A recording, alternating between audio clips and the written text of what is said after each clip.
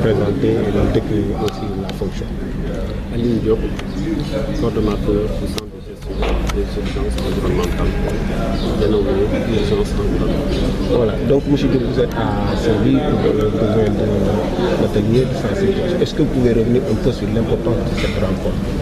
Voilà, effectivement, donc le ministère de l'Environnement a mis en place un dispositif de prévention et de protection de l'environnement dénommé urgence environnementale en 2011. Aujourd'hui, après 3 ans d'activité, on a jugé nécessaire de regrouper les acteurs, donc les services compétents dans le domaine de la protection de l'environnement, pour partager, donc échanger par rapport aux différentes activités menées et la mise en place de ce service. C'est pourquoi on a regroupé 4 régions ici, la région de Dakar, Thiès, Matam et Saint-Louis, pour échanger par rapport. Donc, qu'est-ce qui a été retenu donc, par rapport à la discussion de cette En tout cas, les gens ont bien apprécié, les participants ont bien apprécié. Certains vont même regretter un peu donc, le retard. Pour certains, on devait anticiper, faire une journée de sensibilisation bien avant. Mais comme on le dit d'habitude, mieux vaut tard que jamais. En tout cas, nous avons aujourd'hui commencé par Saint-Louis. On a l'intention de faire toutes les régions, donc pour étendre ces échanges à tous les acteurs. Parce que ce n'est pas uniquement le ministère de l'Environnement qui a une mission de protection de l'environnement. Les autres services de l'État ont toujours besoin de se concerter pour le bien donc, des populations.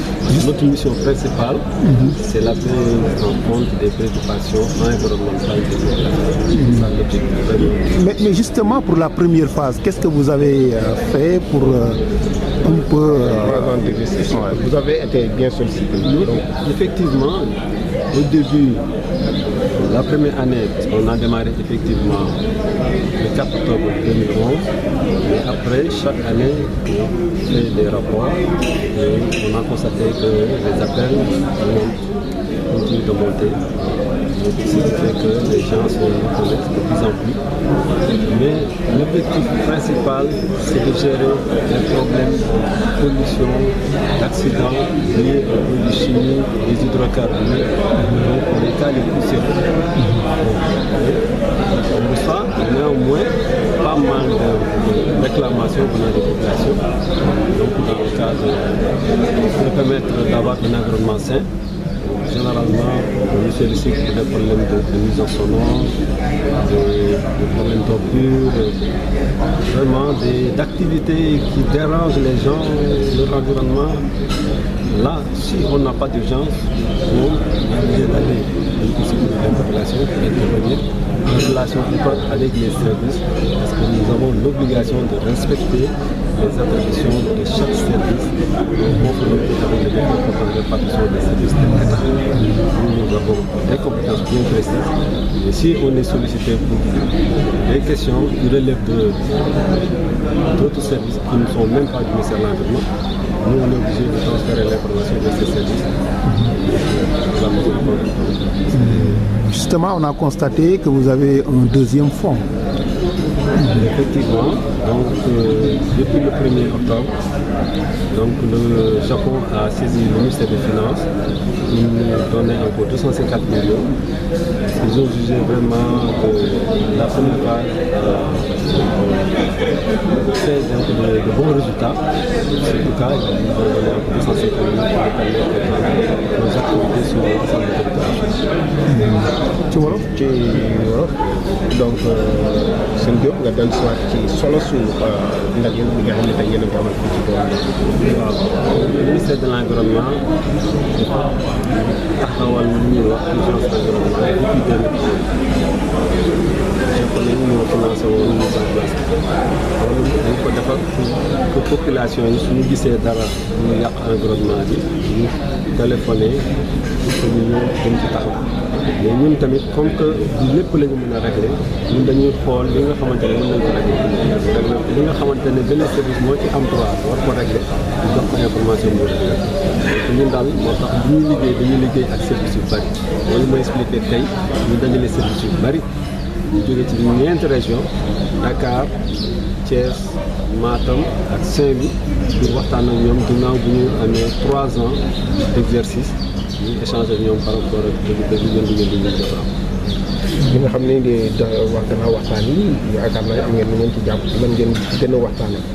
si li ñu gis daal xam nañ ne nit ñi kontaan nañ trop ñenn ñi ñu ngi wax ne sax dañ ko yéex a def waxtaan bi waaye nag loo gis rek su jotee rek daal ñu war ñu ko def mais daal commencé nañ tey te fas nañ ko def ci région bi waaw loolu tawul daal moom mooy kenn rek mënu régler problème il faut que ñu booloo régler problème yi préoccupation environnement population loolu moo tax gouverneur tey wax na nee na moom jël na décision service am yëpp dina leen wax ñu liggéey en collaboration mooy ñoom ñëpp ñu bokk jàppante pour ñu ne vraiment régler problème yi population gis nañ centre bi li ko gënoon tax a jóg bokk na ci accident yu mag yi ak liggéey yi nga xam ne dafay jéggi daw trop est-ce que yéen jot ngeen am lu ngeen ci saytu ci ñetti at yi nga xam ne samp nañ leen ko. effectivement parce que bu ñuy wax urgence rek ça veut dire que warul nekk lu ndaw ñu ne urgence rek ça veut dire que lu am solo la depuis boobu ba léegi nag bari na ay problème yu am solo yoo xamante ne ñu ngi nekk ci yëngu bari na ay kaaw ay suuf yu am accident suuf ci tali bi yenn saa yi mu nekk ci raay yi yenn saa yi mën nañu am acide tamit ci jógee ci raay yi côté caaro yi daanu foofu am nañu également ay transport camion yi ñuy def gasoil hydrocarbures yeeg yooyu suñu li yooyu tamit si daanu lañu dëkk ci bari diggante Dakar ak bu yoonu Mali bi donc moo tax chaque fois ñun saa yu ñu déggee ci loolu dañ ci jóg taxaw ci bu soree ñu demandé yenn service yi gën a jege ñu dem mais bu laajee ñu dem dañuy dem parce que bu yàggul dem nañ fi ba Kédougou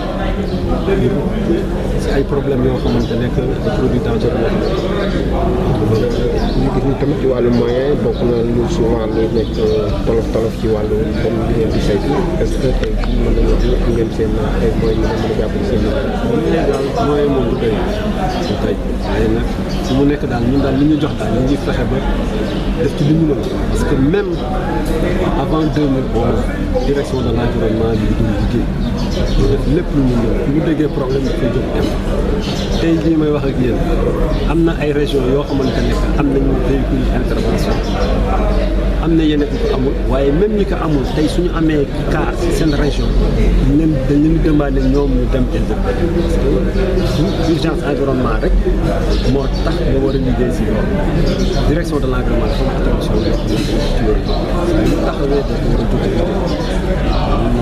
mais am ngeen deuxième phase. voilà am nañu deuxième phase parce que Japon dafa gis na première phase bi réussir na moo tax mu bind ministre des finances wax ko ni ñu joxaat encore 250 millions pour ñu mën a couvrir l'ensemble du territoire national. Merci.